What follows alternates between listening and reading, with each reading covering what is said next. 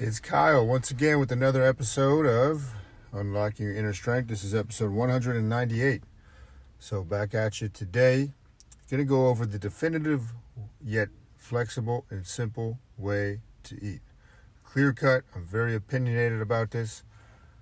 And you can disagree if you'd like. That's totally fine. So let me start with this story.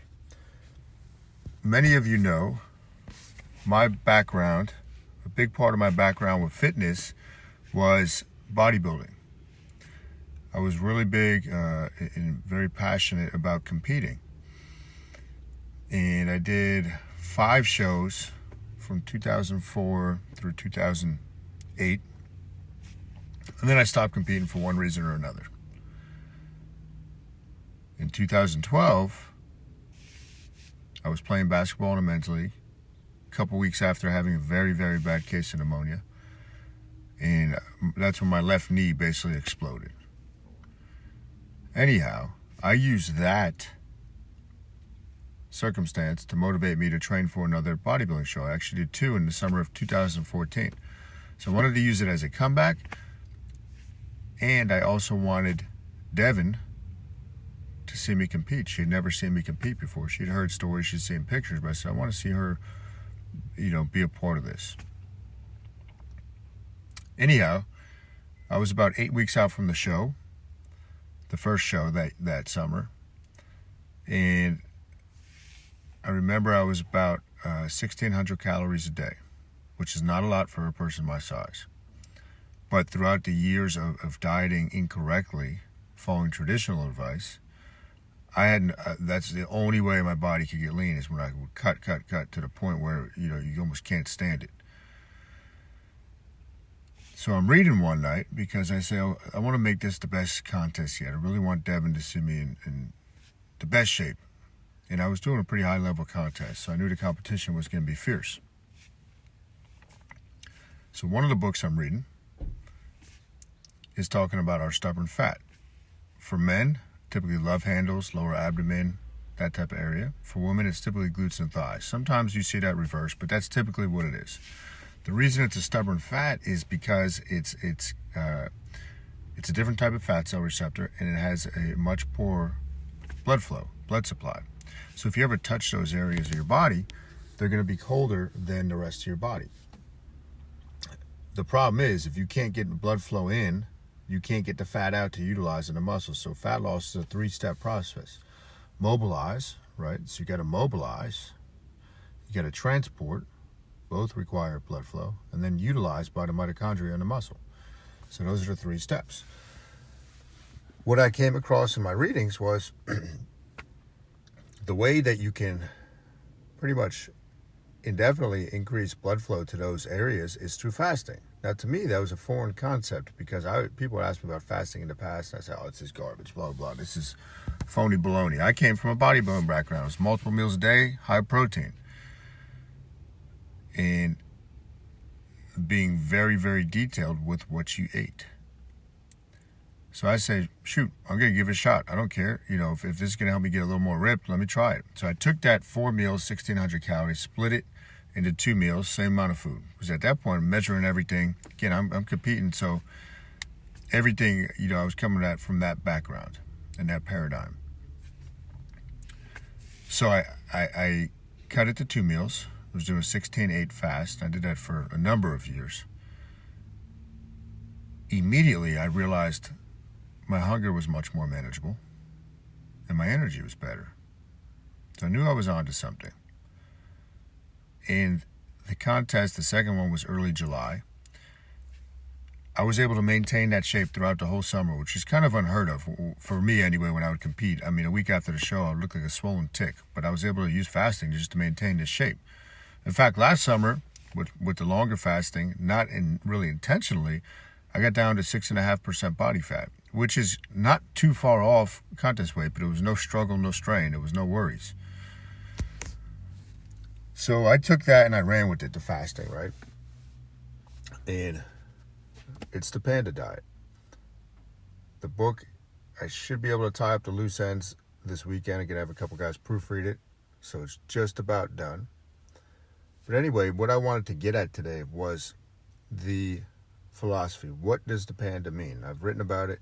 A lot of people don't know. It's a flexible approach to your eating. So think of it as flexible fasting.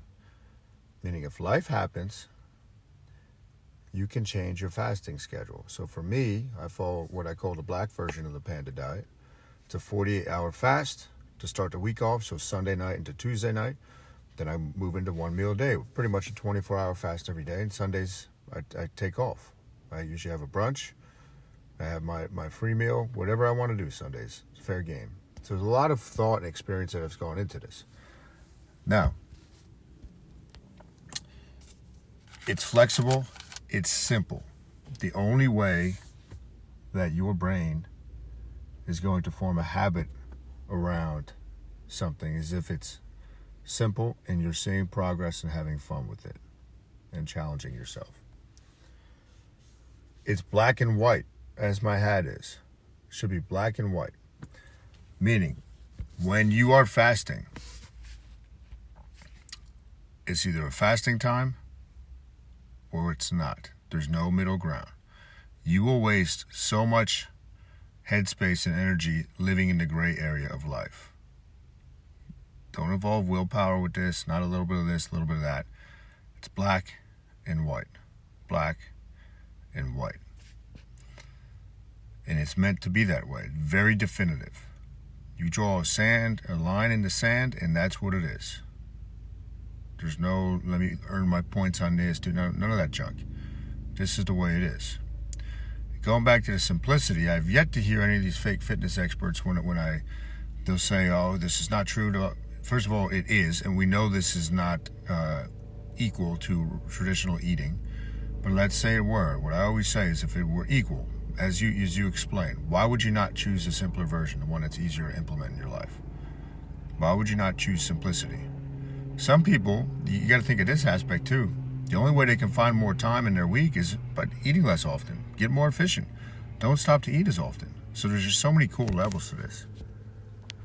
And then the black and white, right? It also flows with the duality of life. You have ups and downs. You have highs and lows, cold and hot. You have all these things. It allows for that. It allows for that. It meaning you should be fasting or feasting. You should be fasting, practicing that discipline, or really enjoying your food when it's time to eat. But it is the only definitive way that actually works for what most people are trying to do for longevity, health, reducing inflammation, losing weight, which is just the tip of the iceberg. That's why most people want to get into it when they first start. But it's a flow. It's a flow. Listen, you can fast your whole life. You can't diet your whole life. Big difference. And I'll finish with this. Had a mind map session yesterday. And one of the clients says, Kyle, for the first time ever, I'm down in weight. I wanted to lose 10 pounds when I came to you guys, and I've done that, and I've maintained it. I've never been able to maintain it. She goes, but I had an appointment with my endocrinologist recently, and she's lecturing me on how I shouldn't be fasting because it's going to put me in starvation mode, and I should go back to eating 5 meals a day and 1,200 calories a day because that's what her nutritionist recommends. So our client says to the endocrinologist, you had me do that a couple years ago, and I didn't lose any weight, and I was just frustrated. Why would I do it again? This is working. And endocrinologist, no, you're going to go into starvation mode. Now, the endocrinologist is wrong, flat out. I have no qualms or problems saying that. Most people do have no clue what starvation mode actually is, right? It's more of like a gimmicky term, but what they're referring to is your body's going to start storing everything because you're not putting anything in. Here's how you go into starvation mode. You eat multiple meals a day, low calories, because you're still relying on an external source of food. Metabolism comes down to match what you're putting in. It tries to match it up. Hunger hormones such as ghrelin, leptin, other types of stuff continue to fight against you, so hunger is going to continue to go up. When you go back to eating normal, your body and those enzymes are ready to store because you've been depriving them. You're not cutting them off. You're just depriving them, kind of like an addict. And boom, you eat normal food, normal amounts of food, your weight balloons to higher than when you had started. But that is starvation mode. It's program response. When you fast, The ironic thing is your metabolism actually goes up, hunger hormones go down, you're much more insulin sensitive. Calorie partitioning is where it should be. Ability to listen to whether you're full or hungry greatly improves.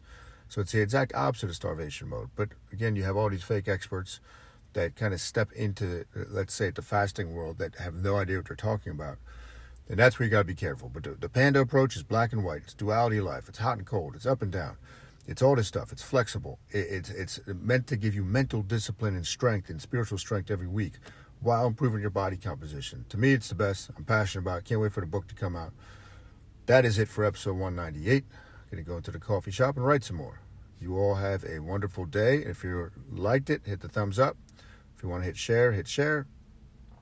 And if you're listening on iTunes when this comes out, please leave a positive review. Thanks for tuning in, everybody.